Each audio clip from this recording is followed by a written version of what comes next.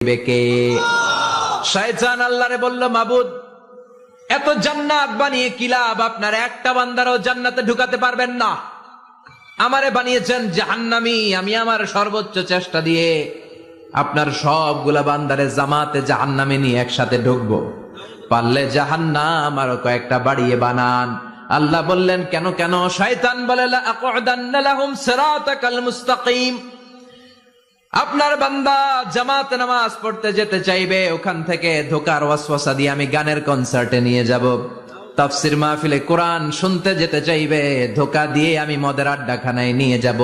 ওয়ালা তাজিদু আকসারাহুম শাকিরিন, একটারেও জান্নাতে ঢুকাতে পারবেন না। চ্যালেঞ্জ দিলাম। আল্লাহ বলল, শয়তান তুই আমারে চ্যালেঞ্জ দেস? আমি তো সব রাজার বড় রাজা, মহারাজা। আমার সাথে তো কেউ চ্যালেঞ্জ দিয়ে টিকতে পারে না। চিল্লা এখন ঠিক কিনা? শয়তান তুই চ্যালেঞ্জ দিলি, আমিও তো